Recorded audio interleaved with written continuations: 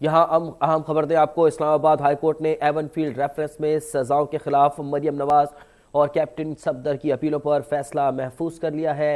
Avon field reference का मामला है जहां इस्लामाबाद हाई कोर्ट ने सजाओं के खिलाफ मरियम नवाज और कैप्टन सफदर की अपीलों पर फैसला महफूज कर लिया है। अहम खबर आपको दे रहे हैं इस्लामाबाद से, जहां एवन फील्ड रेफरेंस में सजाओं के खिलाफ मरियम नवाज और कैप्टन रिटायर्ड सफदर की अपीलों पर फैसला महफूज कर लिया गया है। फैसला अब से कुछ देर बाद सुनाए जाने का इम्कानात हैं। बुरहान बुखारी से मजीद जान लेते हैं। बुरहान, अपडेट कीजिएगा, फैसला महफूज करने की इत्तलात है। जी बिल्कुल, एवन फील्ड रेफरेंस में साबिक वज़ीर आज़म नवाज शरीफ की साहबजादी मरियम नवाज और कैप्टन रिटायर्ड सफदर की अपीलों पर समाअत हुई और केस की समाअत जस्टिस आमिर फारूक और जस्टिस मोहसिन अख्तर कियानी पर मशमूल दो रुकनी बेंच ने की। अदालत ने वीकेंड के दलाइल मुकम्मल होने के बाद फैसला महफूज कर लिया। अदालत का कहना है कि मुख्तसर तरीन फैसला जो है वो अब से कुछ देर बाद सुनाने के लिए आ जाएगा।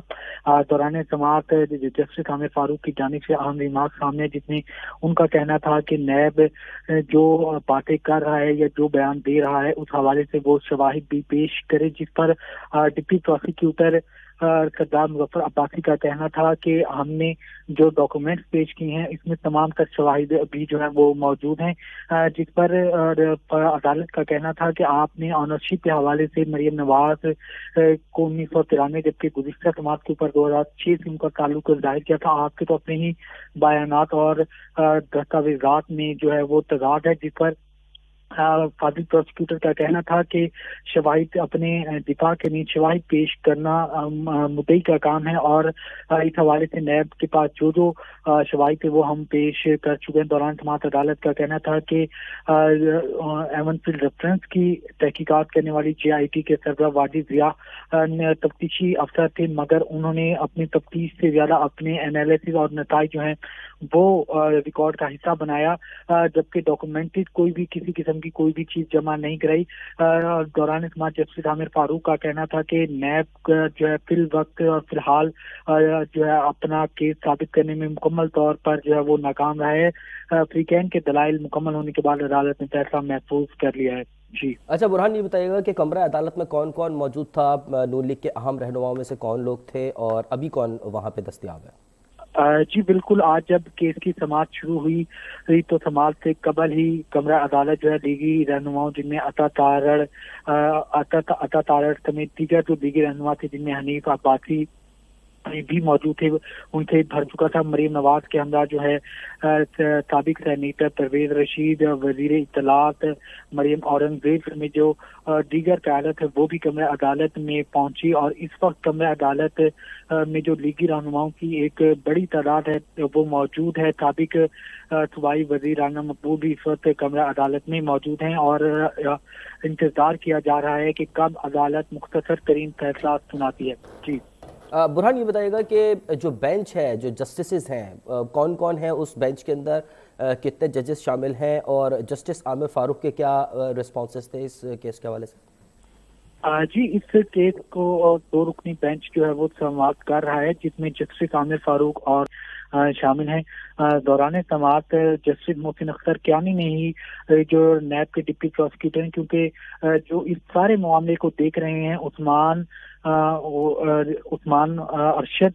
वो आज पेश नहीं हुए थे क्योंकि नैब की जानिब से बताया गया कि उनकी तबीयत नासाज है और वो पेश नहीं हो सकते, जिस पर जो दलाइल हैं वो डिप्टी प्रोसिक्यूटर सरदार मुजफ्फर अब्बासी ने उनका आगाज किया और उनका कहना था कि मरियम नवाज की जो ऑनरशिप है वो 1993 से शुरू होती है। एवन फील्ड और नेस्ट कॉल कंपनी का उन्होंने हवाला देते हुए अपने दलाइल का आगाज किया, जिस पर जस्टिस आमिर फारूक का कहना था कि गुज़िश्ता समाज के ऊपर जो नैब के स्पेशल प्रोसिक्यूटर हैं उस्मान